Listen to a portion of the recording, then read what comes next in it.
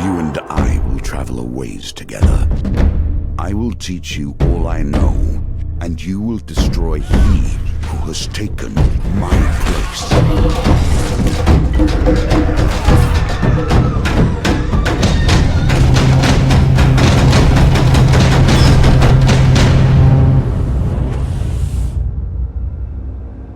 You should be more careful, given the price on your head.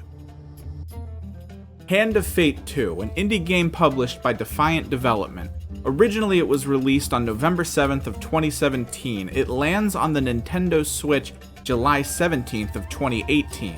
So yes, yet another port finally making its way to the Switch. With all the pre-existing gameplay footage, the reams of information about the in-game cards and events, even the overviews of the expanded content, it's all already out there. You can check it out if you'd like. Kind of makes this a very weird interaction. So let me give you a real quick overview if you didn't even know there was a Hand of Fate 1. Now this is a game that uses tabletop mechanics and weaves it into a brilliant fantasy world. The game is played solo and it's delivered to you by a very well-spoken mystical fortune teller. Once again, we return to the inn, seeking clues to save a life. The core elements to it come from several layers of random number generation. Dice rolls, wheel spins, deck building, all these elements combine to generate a journey you must complete to obtain rewards. In comparison to the first one, a companion system and world map were added. There are other elements gained, but these are certainly the most notable and tend to set the tone for any quest you choose. There is benefit to this, of course. As the event item deck you have grows in size, you're able to select events you have to face in your journey. You can design the possible world you want to explore, the story you want to take part in.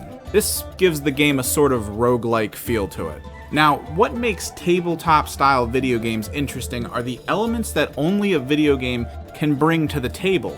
Hand of Fate delivers this in the form of live combat.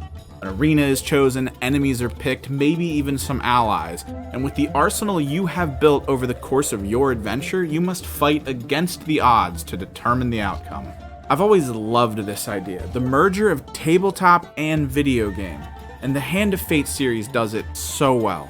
Now, the question lies in how does the Switch carry this over to the hybrid market? I'd have to say they did an impressive job. And by they, I believe I mean Defiant Development. Hand of Fate 2 runs on the Unity engine, and historically speaking, it seemed like no small task to get that working on the Switch. Supposedly, in its current iteration, Unity has an easier time bringing games over, but still, it tends to be left to companies who specifically work on porting for a reason. Over the course of my interaction with the game, I noticed very little performance issues. Even when facing a large assortment of enemies, the Switch handled it with ease, even in handheld, where the game quality doesn't seem to suffer too much. The load time seemed a bit heavy when going from the dealer's carriage into a fighting stage, but not enough to break the pace of the game. So, is Hand of Fate 2 for you? Are you a big fan of solo games with a heavy focus on replayability? Are you okay with the idea of being dealt a bad hand and losing for it? Are you excited about the prospect of pulling yourself together and turning that around for a huge victory? You still have a chance to defeat this mission, even if imperfectly. If you're thinking yes to a good chunk of these, then this should be a day one purchase for you. For those of you who like to see how far you can push your luck, they even have an endless mode available to see just how far down the rabbit hole you can go. Now, I get that, considering the release date, most of you are probably still tied up in Project Octopath, but please do not overlook this. It really is a worthwhile experience. With the least of notice, the very lands beneath your feet can slide away. Life is filled with surprises. Hey, thanks for hanging out. Don't forget the thumb business down there in the corner, and if you haven't already, don't forget to hit that subscribe button for more gaming and tech news in the future, as well as updates to giveaways and the like.